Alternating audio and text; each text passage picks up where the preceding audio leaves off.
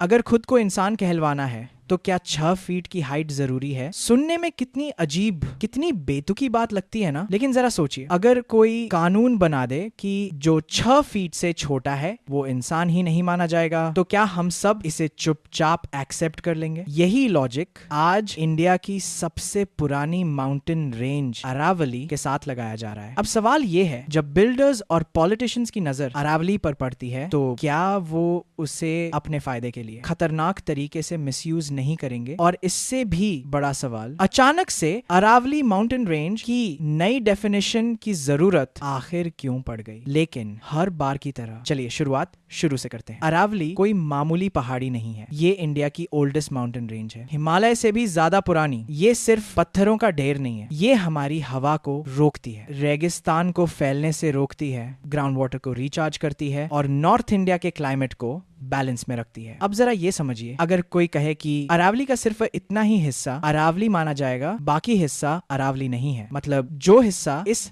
नई डेफिनेशन में फिट नहीं बैठा उसे माइनिंग माफियास और लैंड माफियास को सौंप दिया जाएगा। और हैरानी की बात यह है कि कोर्ट ने इस तरह की डेफिनेशन को एक्सेप्ट भी कर लिया। अब वापस उसी एग्जाम्पल पर आते हैं। अगर इंसान को इंसान कहलाने के लिए 6 फीट लंबा होना जरूरी कर दिया जाए तो क्या 5 फीट 11 इंच वाला इंसान नहीं रहेगा? पर आज यही हो रहा है अरावली के साथ। अब लोग कहते हैं, अरे भाई डेवलपमेंट भी तो जरूरी है, बिल्डिंग्स बनानी है, रोड्स चाहिए, रेत चाहिए, मिट्टी चाहिए, बजरी चाहिए, कंकड़ चाहिए, पत्थर चाहिए, लैंड चाहिए, कॉपर चाहिए, जिंक चाहिए, मकाना मार्बल चाहिए। तो सवाल आता है, कहीं से तो लेना पड़ेगा ना? और जवाब बड़ा आसान दिया जाता है, अरावली से ले लो। पर सच ये है, ये कोई छोटी बात नहीं है। एंड फर्म वॉइस, ये बहुत बहुत बड़ी बात है, क्योंकि अरावली को काटना सिर्फ पहाड़ काटना नहीं है। अरावली को काटना मतलब दिल्ली एनसीआर में पोल्यूशन को खुला इन्विटेशन देना, वाटर क्राइसिस को परमानेंट बनाना, हीट वेव्स को और डेडली बनाना और आने वाली पीढ़ियों से उनका नेचुरल शील्ड छीन लेना। आज माइनिंग माफियास और लैंड माफियास का अगला शिकार अरावली रेंज बन चुकी है। आज इसे डेवलपमेंट कहा जा रहा है, कल इसे मजबूरी कहा जाएगा और परसों हम पूछेंगे अब बचाने को बचा ही क्या है। अगर आज हमने सवाल नहीं उठाया, अगर आज हमने आवाज नहीं उठाई, तो कल अरावली सिर्फ